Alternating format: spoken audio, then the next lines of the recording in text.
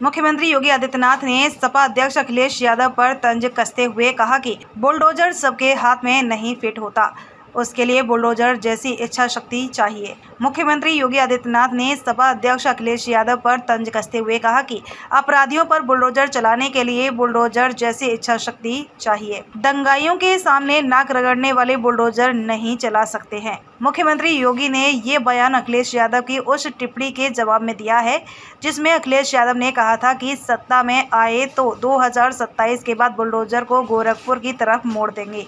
मुख्यमंत्री योगी बुधवार को लखनऊ के लोक भवन में आयोजित कार्यक्रम में उत्तर प्रदेश अधीनस्थ सेवा चयन आयोग द्वारा चयनित 1334 अवर अभियंता, संगणक व फोरमैन को नियुक्ति पत्र वितरित करने के बाद संबोधित कर रहे थे।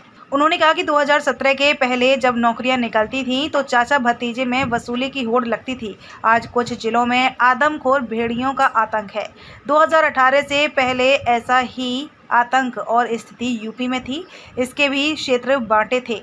महाभारत के सभी किरदार इसमें थे। आपका एक ही लक्ष्य विभाग को सर्वोत्तम बनाना होना चाहिए। हम देश को विकसित भारत बनाना है। मुख्यमंत्री योगी ने कहा कि सपा सरकारों ने यूपी में युवाओं के सामने पहचान का संकट खड़ा किया। आज युवाओं को उनकी प्रतिभा क्षमता से नियुक्ति पत्र मिल रहा है। यहाँ पर नियुक्ति पत्र वितरित किया गया। इनका चयन केवल प्रतिभा और आरक्षण के नियमों का पालन करते हुए है। यही युवा उत्तर प्रदेश को $1 ट्रिलियन की अर्थव्यवस्था बनाएंगे। प्रदेश को आज हम अचीवर स्टेट बना रहे हैं। प्रदेश में तेजी से एज ऑफ डूइंग बिजनेस बढ़ा है। 40 लाख करोड़ का निवेश आया है। इससे 1.5 करोड़ युवाओं को रोजगार मिलेगा। एक जिला एक उत्पाद ODOP एक ब्रांड बन गया है। व्यवहारिक और जमीनी व्यक्ति, इससे बहुत जमीनी बातें आप सबसे किया। हमारे श्री ओम प्रकाश राजभर जी को तो सब लोग जानते ही होंगे, हमारे कैबिनेट के साथी, और हमारे 4 राज्य मंत्रीगण यहाँ पर मौजूद हैं। उधर हम बात करें किनारे से मातृशक्ति विजय लक्ष्मी गौतम जी,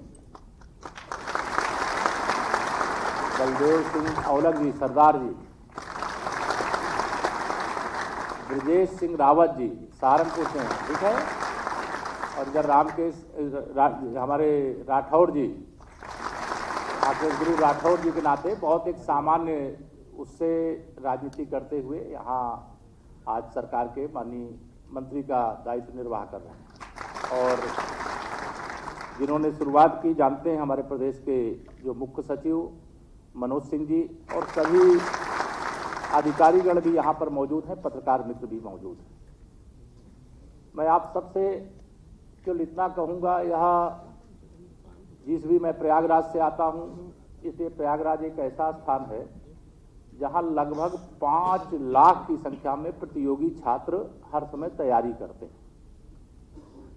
और वह जो तैयारी करने के लिए आते हैं, ऐसे ऐसे परिवारों से आते हैं जिन परिवारों से मतलब उनको प्रयागराज में रह कर के कमरा और उनके पढ़ाई की व्यवस्था करना बहुत मुश्किल होता है। लेकिन तैयारी करते हैं, फिर परीक्षा में हिस्सा लेते हैं, और सफलता जब प्राप्त हो जाती है तो उसका कोई उसका किसी शब्द की सीमा में बांधा नहीं जा सकता। मेरा केवल आप सबसे इतना कहना है, सपा बसपा कांग्रेस में राजनीतिक बात कर रहा हूं, और जो आपके अभी सीनियर होंगे उनसे भी बात करना। शायद बता दें, आप लोग जब सरकारी सेवा में जा रहे हो तो पहले की सरकारों के समय बिना रिश्वत दिए किसी को नौकरी नहीं मिलती थी। और दावे से कहते हैं हम लोग, आदरणीय योगी जी के नेतृत्व में जब से प्रदेश में हमारी सरकार बनी, और 2014 में जब देश में माननीय नरेंद्र मोदी जी के नेतृत्व में सरकार बनी, तो ये डबल इंजन की सरकार ने भर्तियों से भ्रष्टाचार के रावण को जला करके राख कर दिया। एक बड़ी चर्चा होती थी जब कोई परीक्षा होती थी, तो क्या चर्चा होती थी कि पेपर लीक हो गया। और यह एक गैंग था, पूर्ववर्ती सरकारों के द्वारा खड़ा किया गैंग। और वह गैंग जो प्रतिभाशाली बच्चे होते थे उनके सामने इस प्रकार का संकट बन करके खड़ा हो जाते थे कि जो प्रतिभाशाली हैं उनको सफलता नहीं मिल रही है, लेकिन जो गैंग सक्रिय था, चाहे वो रिश्वत लेकर के, चाहे पेपर लीक करा करके, तमाम प्रकार से, वो ऐसे लोगों को सफलता मिल जाती थी जिनको सफलता नहीं मिलनी चाहिए थी। लेकिन आज मैं यहाँ बधाई दूंगा, उत्तर प्रदेश में अभी पुलिस भर्ती की बहुत बड़ी परीक्षा संपन्न हुई और वह परीक्षा का पेपर लीक करने वाले गिरोह थर-थर कांप रहे थे और वह परीक्षा बहुत शानदार ढंग से संपन्न हुई है, वो आप सब जानते हैं। मैं आप सबसे केवल इतना कहना चाहता हूं, आपका उज्जवल भविष्य हो। आज आपको पहली ये नियुक्ति पत्र यहां मिलेगा और इसके बाद आप अपनी सेवा की शुरुआत करोगे। सभी विभागीय अधिकारीगण, सफलतम अभ्यर्थी जो आज नियुक्ति पत्र प्राप्त कर रहे हैं, उनके अभिभावकगण और प्रदेश के वे सभी युवा ऊर्जा के हमारे नव आगंतुक कार्मिक उपस्थित बहनों और भाइयों, मैं सबसे पहले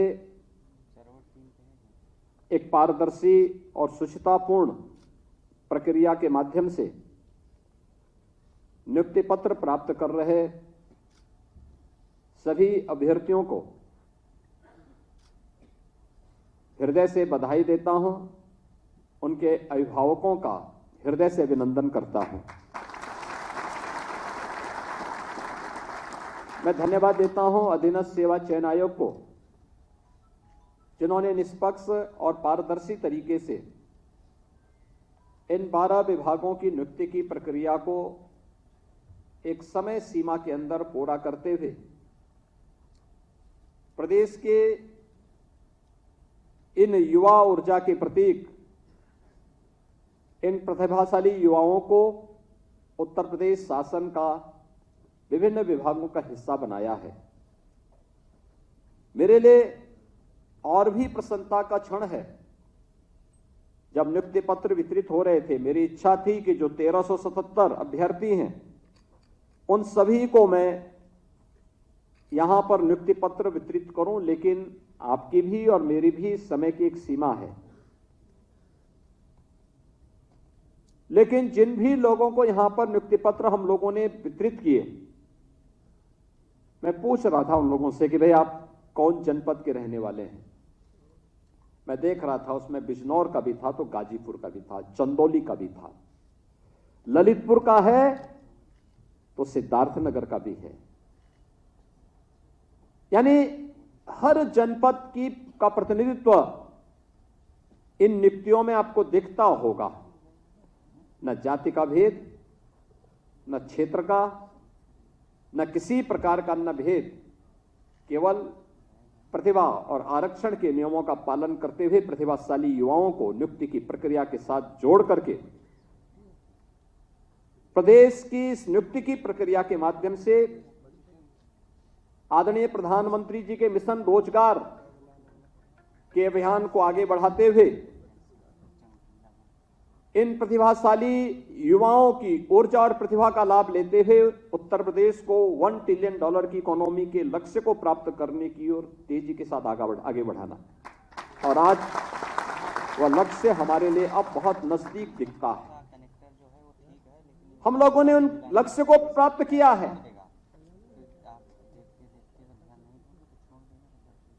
बहनों और भाइयों, पिछले 7-7.5 वर्ष के अंदर नियुक्ति की जो प्रक्रिया में पारदर्शिता और सुचितापूर्ण तरीके से कार्रवाई आगे बढ़ी है, क्या आज से 7-7.5 वर्ष पहले क्या यह संभव था क्या?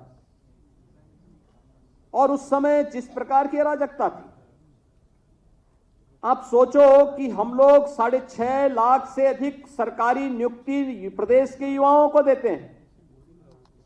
इन युवाओं ने अपनी ऊर्जा और प्रतिभा का लाभ प्रदेश को दिया है। आज जब हमारे पास मैन पावर की कमी पूरी हुई, तो यही प्रदेश जो देश के विकास का बैरियर माना जाता था, आज सरपट तरीके से दौड़ता हुआ दिखाई दे रहा है। और यही प्रदेश जो बैरियर था, आज देश के विकास का ग्रोथ इंजन बना है। यही प्रदेश ग्रोथ इंजन बनकर के उभरा है। आज से 7.5 वर्ष पहले यह प्रदेश देश की 7वीं बड़ी अर्थव्यवस्था के रूप में जाना जाता था कि अर्थव्यवस्था में 7वें नंबर पर थे। आज यही प्रदेश नंबर 2 की अर्थव्यवस्था बन चुका है। और मेरा यह मानना है कि नियुक्ति की प्रक्रिया जितनी पारदर्शी होगी और जितनी निष्ठा और ईमानदारी के साथ नियुक्ति हो रही है, उसी निष्ठा और ईमानदारी के साथ अगर हर कार्मिक कार्य करने लग जाएगा तो अगले 3 से 4 वर्ष में उत्तर प्रदेश देश की नंबर 1 की अर्थव्यवस्था होगा। नंबर 1 की अर्थव्यवस्था का मतलब हर हाथ को काम होगा, हर चेहरे पर खुशहाली होगी, हर बेटी सुरक्षित होगी, हर व्यापारी का सम्मान होगा, अन्नदाता किसान प्रसन्न होगा और समाज में चारों ओर खुशहाली होगी। और उस खुशहाली को लेकर के ही डबल इंजन की सरकार कार्य कर रही है, बिना भेदभाव के कार्य कर रही है। 2017 के पहले जो लोग प्रदेश में लूट खसोट मचाए थे,